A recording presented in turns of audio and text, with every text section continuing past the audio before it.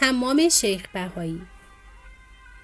حمام شیخ بهایی معروفترین حمام شهر اصفهان توسط شیخ بهایی در سال 1025 قمری در عهد شاه عباس طراحی و ساخته شده.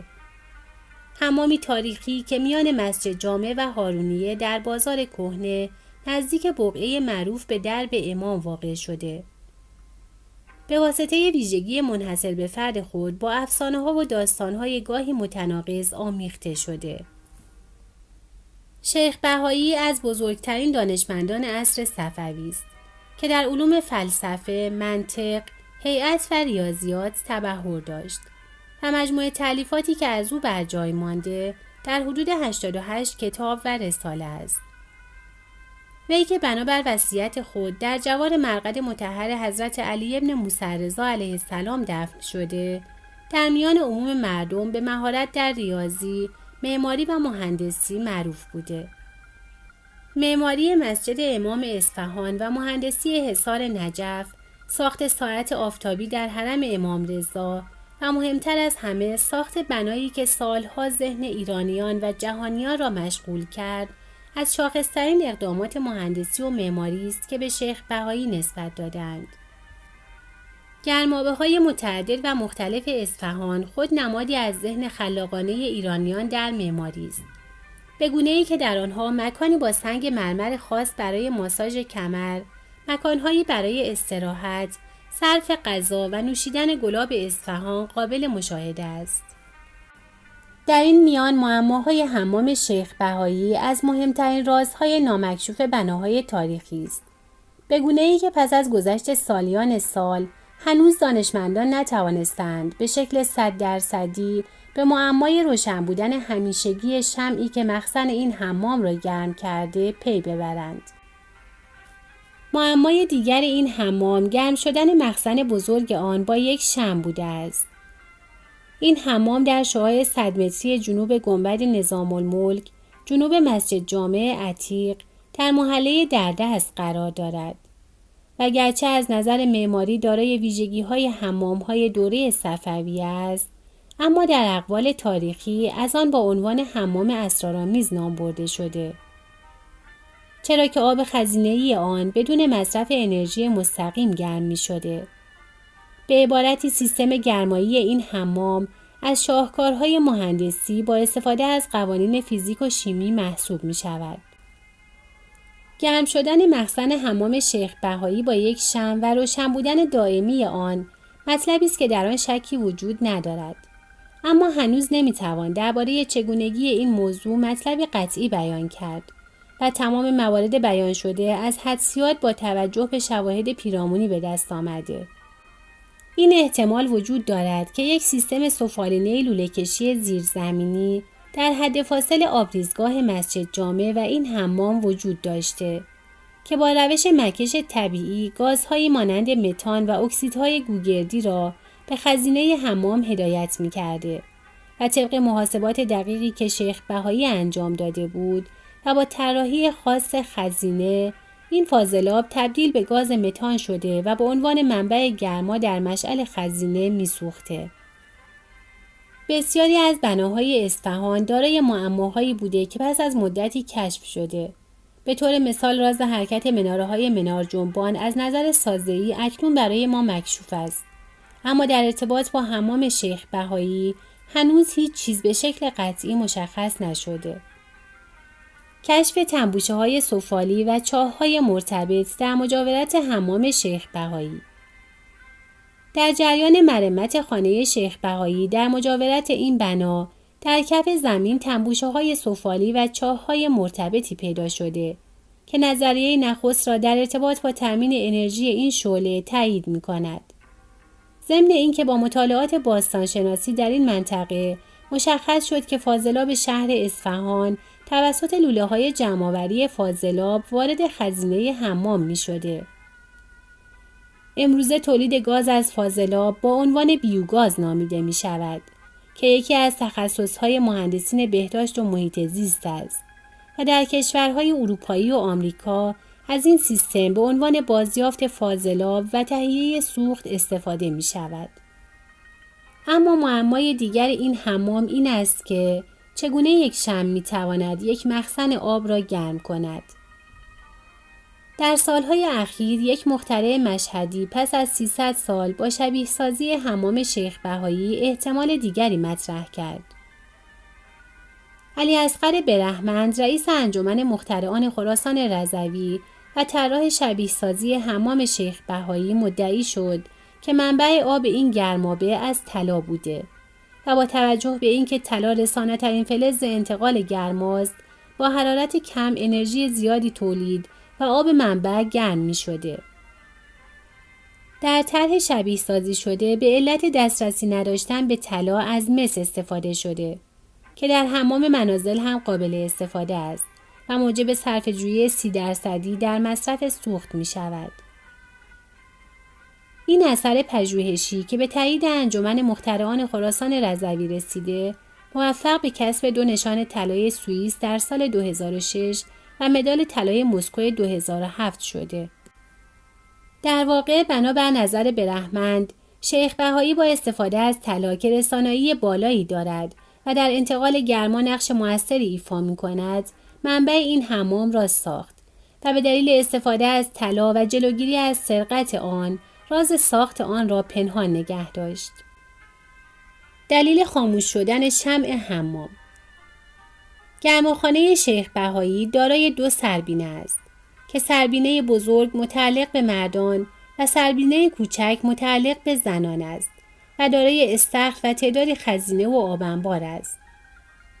در ارتباط با این حمام نکته مهم این است که آب دیگ‌های آن تا اواسط دوره پهلوی با شعله شمع به جوش می آمده.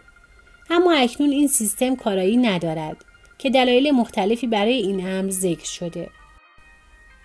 یکی از مشهورترین دلایل ذکر شده برای خاموشی شعله شمع این حمام این است که تعدادی از محققان خارجی برای پی بردن به راز شمع بخشی از سازه اصلی را تخریب و پس از آن شمع خاموش شده است.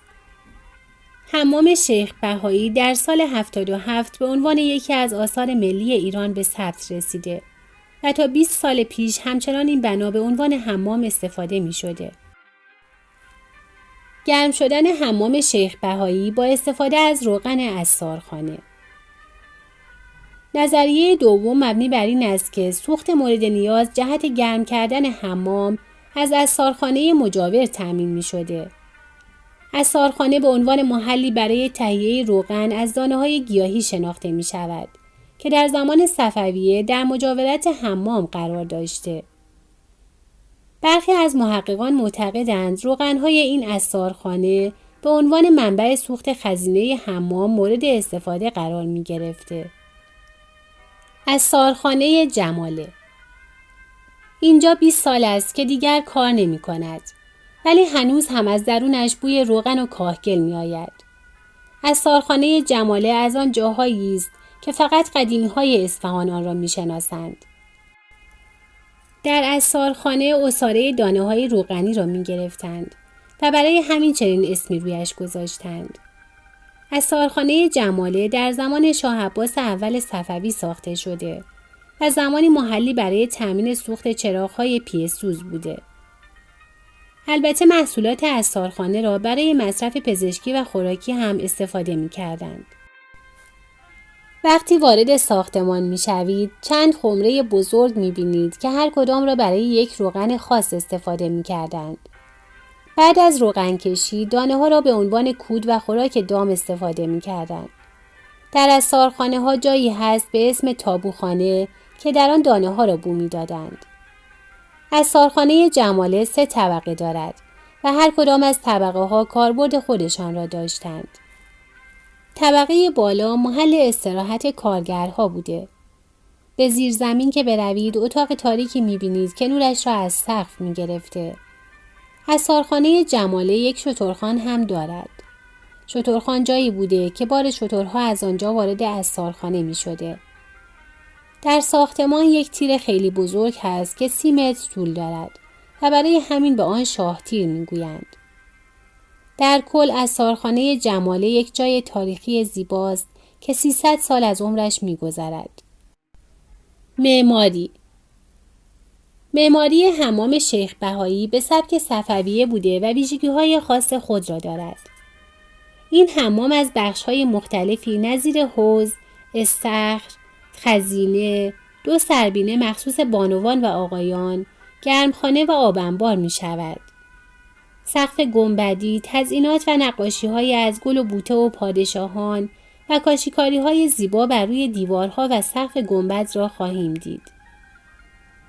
بر روی سقف حمام حفره‌های متعددی تعبیه شده که این حفره‌ها با شیشه پوشانده شده و نقش نورگیر حمام را ایفا می‌کند. استخر و خزینه. این حمام 2 استخر مجزا برای زنان و مردان داشت که از آن برای شستشو و آبتنی استفاده می شده. در زیر هر کدام از استخرها یک خزینه وجود دارد که آب گرم آن را با استفاده از سیستم گرمایشی شگفت‌انگیز این حمام تأمین می کرده. آتشخانه. آتشخانه حمام شیخ بهایی در زیر خزینه قرار دارد و با تونلی به خزینه متصل می شود. از گرمای آتشخانه برای گرم کردن آب خزینه ها استفاده می شده. سربینه.